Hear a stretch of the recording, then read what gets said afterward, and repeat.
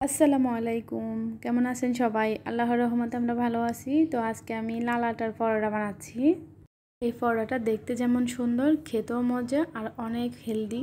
আর যাদের ডায়াবেটিস আছে তাদের জন্য তো এটা অনেক বেশি উপকারী। তো চলেন পুরো রেসিপিটা দেখে নিই। এখানে আমি প্রায় 2 কাপ আটা নিয়েছি। তার পরিমাণ মতো লবণ দিয়ে দিচ্ছি। আর সামান্য পরিমাণ আমি চিনি দিব, কারণ আমি বাচ্চাদের জন্য বানাচ্ছি। আর আপনারা চাইলে চিনিটা স্কিপ করতে পারেন। 1 টেবিল চা চামচ তেল দিয়ে দিচ্ছি। আর তেল দেওয়ার পরে আটাগুলো ভালো করে মেখে নিচ্ছি। সবগুলো আটা এমনভাবে মাখতে হবে যাতে তেলটা সব আটাতে লেগে যায়, ওরকম করে। তো এভাবে এক মুঠো আটা নিয়ে দেখবেন চিপে, তাহলে বুঝবেন যে তেলটা পুরো আটাতে লেগে গেছে। তো আমি একটু একটু করে পানি দিয়ে দিচ্ছি। পানিটা একবারে ঢেলে দিবেন না, অল্প অল্প করে দিবেন বারবার। তো যেভাবে আমি দিচ্ছি, তো এভাবে একটু একটু করে দিয়ে আমি পুরো একটা ডো বানিয়ে নিব। পানি আর দিব না, আমার পানি দেওয়া শেষ। এখন ভালো করে মতে নিব। বেশি সফটও না, বেশি হার্ডও না, ওরকম একটা ডো বানিয়ে নিতে হবে। তো আমার ডোটা রেডি হয়ে গেছে প্রায়। তো একটু উপর থেকে তেল লাগিয়ে কিছুক্ষণ রেখে রাখবো। তো আপনারা যদি ফেসবুক থেকে দেখে থাকেন তাহলে অবশ্যই পেজটি ফলো করবেন। আর ইউটিউব থেকে দেখে থাকলে অবশ্যই সাবস্ক্রাইব করবেন। ভিডিওটি ভালো লাগলে অবশ্যই একটা লাইক দিবেন।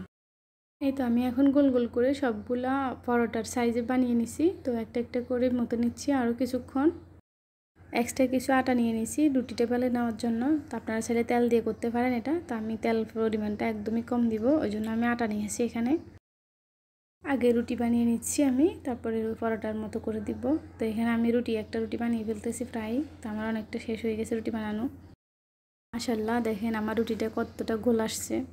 লাল আটার পরোটা আমার খুব পছন্দ। তো আমি প্রায় বানাই এটা। লুচি, রুটি, পরোটা সবই পছন্দ লাল আটার। তো আমি ওই কারণে লাল আটা দিয়ে প্রায় সময় বানাই। আপনারাও অবশ্যই ট্রাই করতে পারেন, খুবই মজার লাল আটা। এই তো কথা বলতে বলতে আমার রুটি বেলাটা হয়ে গেছে। তো আমি কিছুটা তেল লাগিয়ে নিচ্ছি রুটির মধ্যে। চাইলে ব্রাশ দিয়ে করতে পারেন। তো আমি হাত দিয়ে লাগিয়ে নিচ্ছি তেলগুলা।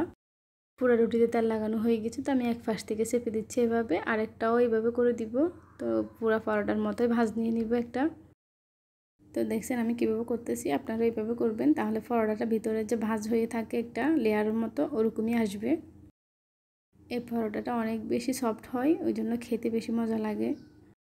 রুটি বেলে নেওয়ার পরে যখন এভাবে ভাঁজ করে একটু তেল লাগিয়ে নিব, ওইটা বেশি মজা। তো আপনারা চাইবেন অবশ্যই চেষ্টা করবেন এভাবে করার জন্য। এই পরোটাটা আপনারা চাইলে ডাল, মাংস বা ছাইয়ের সাথেও খেতে পারেন, খেতে খুবই মজা। আপনারা যাই কিছুর সাথে খান, সবজি ভাজির সাথেও খেতে পারেন। এই তো আমার একটা পরোটা হয়ে গেছে। তো আমি এক পাশে একটা প্যান বসিয়ে দিয়েছি। আর এটা আগে ছেঁকে নিব, তারপরে তেল দিয়ে ভেজে নিব। আমি একদমই কম পরিমাণ তেল দিব। আপনারা তেলের পরিমাণটা কম দিতে চাইলে অবশ্যই আগে পরোটাটা এভাবে রুটির মতো করে ছেঁকে নেবেন। আমার পরোটাটা ছেঁকা হয়ে গেছে, আমি অল্প পরিমাণে তেল দিয়ে দিব।